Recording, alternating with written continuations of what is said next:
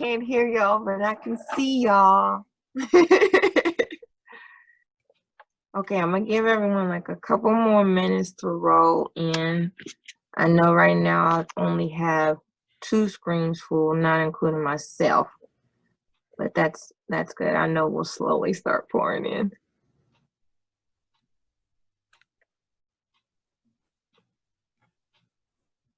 I always get tickled by this because everybody's in their own space. Either they're in their rooms or they're outside. Like Julian, I love the fact that you're outside. Sarah, you're in your office? That's cool. DeMarcus, stop laughing. That's funny. Hi, Allie.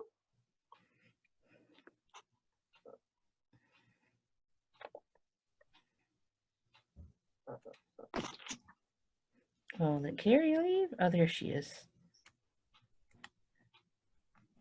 Oh, she's back. Okay, make her the host. Yes. I don't think I can pull down the chat at the same time as I'm speaking, can I? Or no? You may be able to. Depends on what your view is. Because I don't know if you have it on speaker view or... I actually have it on gallery right now. Yeah, you can put it on speaker view, and then you should be able to... And then you can put the chat next to it. Ooh. Well, if I put it on speaker view, I can't... All I see is like this. Oh, yeah, gallery view, you want to see them. That's right. Because I just have mine on speaker view because I'm recording you. Gotcha. Yeah. Okay. Okay. Well, we'll go on and get started. So I hope everybody had a great spring break, whatever that consisted of. I'm sure being able to get some well-needed R&R was needed, especially with everything that's going on. So today I wanted to talk about, or at least start off talking about grief. So kind of right now, everybody's grief is different. And when I talk about grief, I don't want to necessarily mean losing someone as them passing on in death. I mean, you can grieve over about any and everything that you lose. So right now, we're kind of dealing with grieving through the loss of what our normal lives used to be like. And that can be pretty hard, especially when you think about all the things that we were planning, all the things that we were doing, and kind of being able to grasp what it was and what it is now. That could really be, hard, especially with not knowing when this is going to end. And every day, it kind of gets extended. People are either doing what's needed to kind of lower or flatten the curve that they're talking about, or people are protesting to reopen the economy so we can get back to what we feel as though was normal. So it's kind of tough.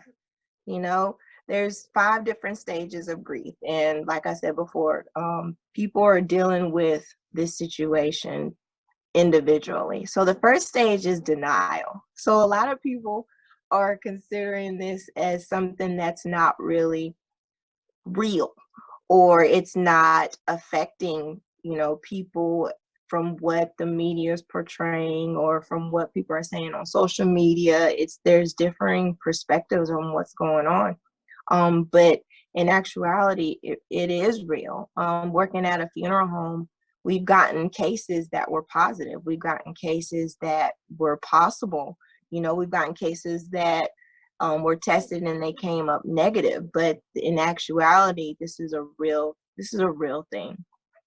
And it can make us angry. It can make us angry because we have to kind of surrender the control of what we know as our individual lives into the hands of people that we don't know and we can't, or maybe we don't trust. And that's hard.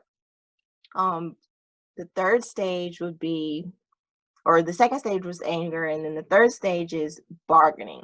So it's kind of like well, what if, you know, we were clean before, or we were practicing social distancing before, or we were doing everything that we needed to do to maintain being healthy? What if that would have prevented us going through the things that we were going through now? Or what if we do, you know, continue to socially distance and be clean and wear masks and gloves? Is that gonna, you know, speed up the time frame where we can go back to what we consider as normal? It's really this constant battle between what is and what's not, and it is really difficult. You know, it can create anxiety, it can create sadness. It's really tough.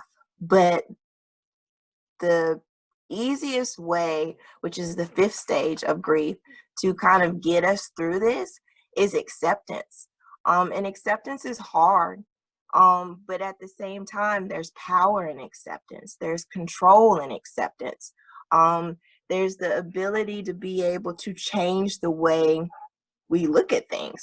So say we have negative thoughts and feelings towards what's going on. You know, yes, this is hard. We can't see our loved ones. We can't see our friends. We can't go through, or we can't do the things that we're used to doing. But at the same time, it's like, well, what can I think of that's positive right now? I'm still breathing. I'm healthy. I have somewhere to live. I have food. You know, there's a lot of people that are struggling. They can't work. They're struggling with food. They're struggling with their family members getting sick. So it's all about being able to find a balance in what we're going through right now presently. And just being more mindful of things and where we're at.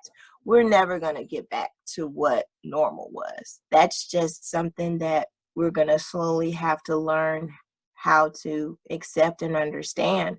But what we can anticipate is what the new normal will be. Maybe as we slowly start to accept what's going on, we can start doing some real soul searching to be like, okay, well, maybe I need to start appreciating the things that I have now more. Maybe I need to start changing the way my cleaning habits are. Maybe you are clean. Maybe there's more things that you could clean better. There's always ways that you can positively change things that you have may not necessarily thought needed to be changed before. So it's all in being able to kind of shift that mindset. So finding the balance is really important. And you're basically going from worrying about things to being grateful about things. So you can transition through that by practicing mindfulness, being present in the moment, right? So I'm here, I have breath, I have food in my body. Yeah, I'm not comfortable with the situation that I'm going through right now, but at the same time, it could be worse. You know, and you don't want to necessarily compare your situation to the next person's, but it gives you some type of grounding to be able to really understand that we're all going through this together. This is not just something that is just like, well, I'm suffering because I can't do this and I can't do that. We're all going through the same thing. It's just different. And I know as teenagers and young adults, it's hard, you know. You're going from a shift of being able to do whatever you want, whenever you want, within reason, because you still have parents and you are in high school, to you can't do nothing. You don't know when it's going to end. But being able to reflect like, okay, maybe if I take advantage of the time that I have right now to really understand what is it that's important and what's not. Social media really at this point in time isn't important, especially with the negative connotations that are coming across. You know, you have a lot of people that are taking advantage of the situation. I've heard that classes are being invaded by different people and breaking into classroom settings in the Zooms, and it's just a lot of negative things that are going on. So it's all about being able to refocus your thoughts. Also, surrendering what you can't control. We can't control none of this stuff that's going on. at all. You know, we as humans in this society of the United States of America, we vote people into positions that are supposed to make the best decisions for us, right? At times, they may not be doing what's best for us, but at the same time, we can't control that. All we can do is really control our own personal world, which includes ourselves, you know, our parents, our household environment situations. Those are the things that we're able to control. And it's hard to surrender control because it's like, okay, I just don't understand why I can't do this or why I can't do that, or why people are, you know, going against what's put into place, you know, to keep us safe and keep us healthy and keep us in a place where we're able to get back to whatever the next normal is going to look like. Also, using a lot of positive affirmations, right? That within itself is difficult too, because with so much negativity surrounding us, we're constantly being bombarded with different things, you know, from people protesting to people passing away to, you know, well, we have to stay in the house longer, or we have a curfew, or we have to wear masks and gloves. It's constantly all these things that we can't control. But understanding that even though we may not agree with the decisions that are being made, you know, and to protect us, at the end of the day, our health is the biggest priority. And being able to make sure that we're not spreading this around. We are washing our hands. We are social distancing. We are limiting the times that we're going out, and being engaging and interacting with society as a whole. Now, I do encourage that you do get out the house, because everybody needs, it's springtime, it's warm. Everybody needs to be able to feel some sense of freedom in a world that kind of seems like we're just trapped. So get out, move your body, move your mind, read, walk, ride your bike, do things that may not necessarily be what you want to do, but to keep a sense of peace of mind and to keep that open line of freedom and relaxation, you kind of have to step outside of the box.